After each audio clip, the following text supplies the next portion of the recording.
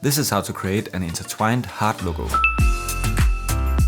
So here we are in Adobe Illustrator, and the first thing I want to do is go to View, then go to Show Grid, then go to View again and Snap to Grid.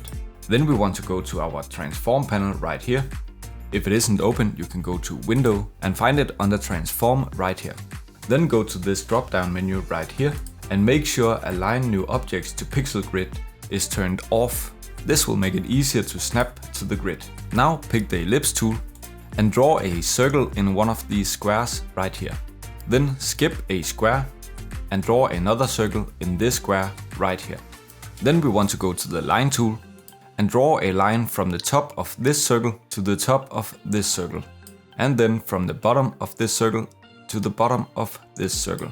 Then select all these shapes, pick the shapebuilder tool and merge all these shapes together by clicking and dragging all the way across all three shapes. So now we end up with only one single shape. Then pick the selection tool, select the shape if it isn't already, then go to Edit, go to Copy, then go to Edit again and paste in front. Then hold down the Shift key and rotate this shape 90 degrees. Now we should have an icon like this. Then we can select both shapes, go to the Stroke panel and select a width that we want. I will select 20 points, but depending on how big your grid is, it might be different for you. Just select whatever width you like. Now go to Object, Expand, make sure Fill and Stroke is on and click OK. Now it's no longer paths, but instead shapes.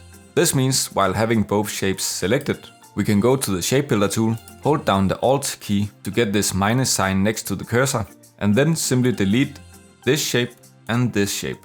And just to make it easier to see what we're doing, we will give both shapes a color.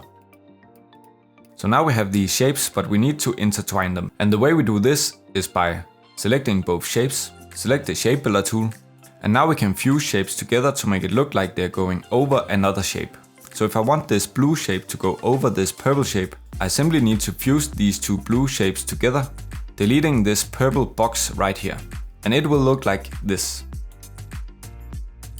So now right here the purple is going over the blue and here the purple is going under the blue. Then we want to leave this to go over the blue and this part to go under the blue. So now we are essentially done, but just to clean it up we need to fuse these purple parts together. And by the way, a quick tip I should have mentioned before is to have the same fill color selected as the shape you're going to fuse. So before I fused some of the blue shapes together, so I have the blue color selected. Now I want to fuse some of these purple shapes together, so I want the purple color selected. You don't need to do this, but if you don't do it, the shapes you're fusing together might change color to whatever color you have selected here, and it might be a little bit confusing while working on your shape. So now we have the purple color selected, and we just need to fuse these together and these together. Then we simply pick the selection tool, and while having the heart selected, we can hold down the Shift key and rotate this 45 degrees. And here we have our intertwined heart logo. Now you can watch this next video that YouTube recommends for you.